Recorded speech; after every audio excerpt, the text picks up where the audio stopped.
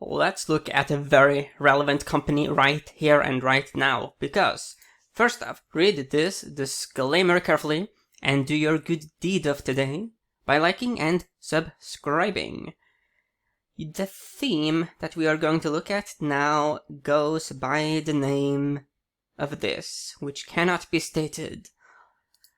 Due to the algorithms, but you can read it here. The performance is really good. It is massively outperforming from the lows of the S&P 500. We will look at CorEnergy Infrastructure. They are in the infrastructure real estate investment trust business. So even though this has been going on for some time, there still is some decent activity in these stocks. And the performance really shows us the alpha you can generate by buying low. Here is the company's website. Okay, so they are the first publicly listed real estate investment trust focused on energy infrastructure. And energy infrastructure has become it's huge topic now due to the problems that we have with the big freeze in Texas. And CorEnergy, they are exposed to the oil and gas, power and utility sectors.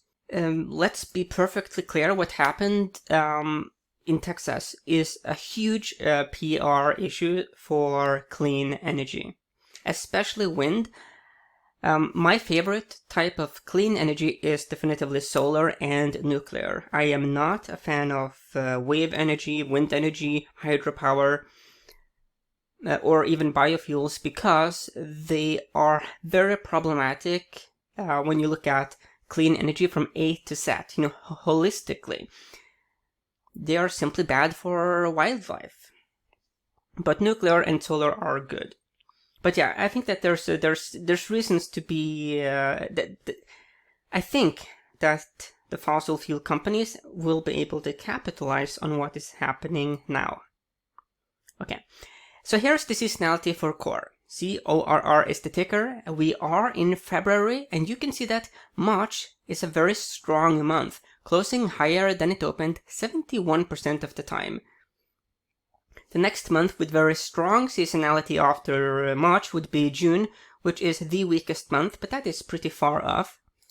If we look here at the charts, this is the giga picture. Weekly data points, we go way back here actually to 2007.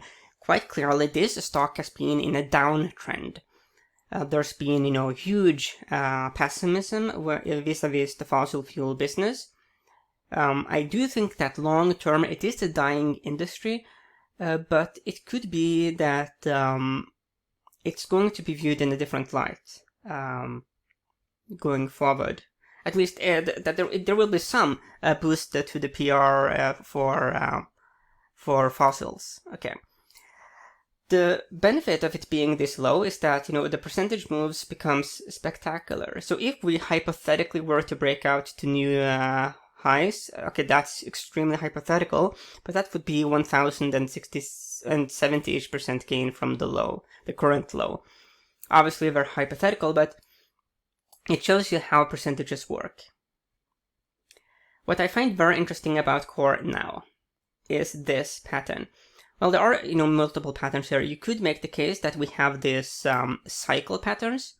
You see here that there is this sort of cyclical rhythm with this inhale, exhale phases.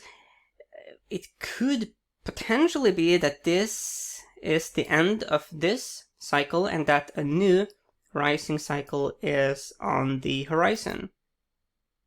It's hypothetical, but there is some of that cyclicality pattern here. Further, another pattern is this, what we call the inverse head and shoulders pattern. So we have a shoulder, then you have a head, and then you have a shoulder. That is a bullish pattern. You could also make the case here that we have a rounding bottom in development. So basically, there's multiple bullish patterns right here and right now.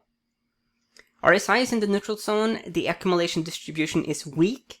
We do see that sellers are quite active. And here we have a minus 56-ish percentage correlation with S&P's 500.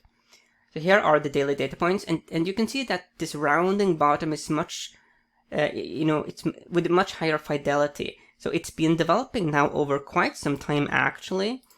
If we measure from this low to the current level. So this pattern has developed for 338 days. And the longer it takes to develop a pattern, the more meaningful it becomes.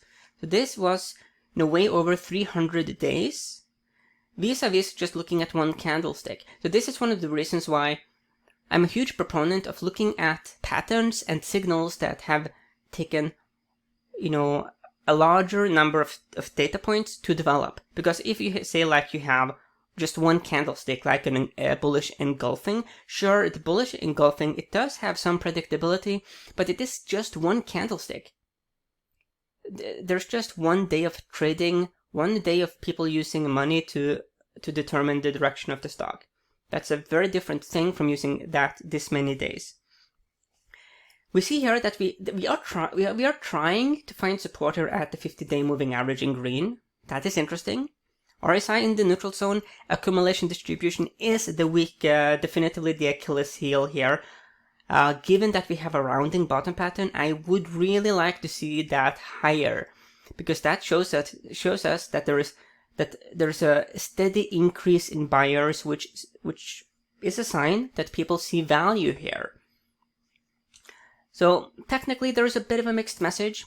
Looking here at Finviz, they do draw these trend lines. They also see, this support here from the 50-day moving average. Looking here at analyst price targets.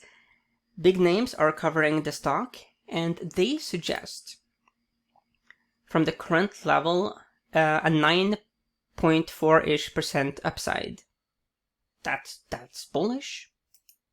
Not a roaring bullish, but it's bullish. Looking here at Saks.com, they have a number 3 hold, so in the neutral zone, but they have an A value score. That's good news. Degrowth, so growth is, a bit mediocre. A momentum. Looking at the dividend, it is 2.5%. So there is some reward here for waiting.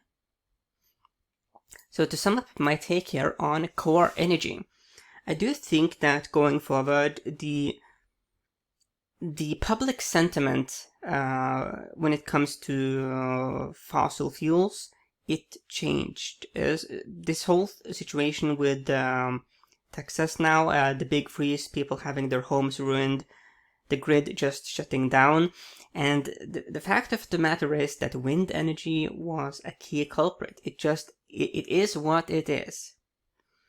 I am not a fan of wind energy. I am a big fan of solar and nuclear. But what happens is that people now have become far more skeptical of the whole clean energy revolution.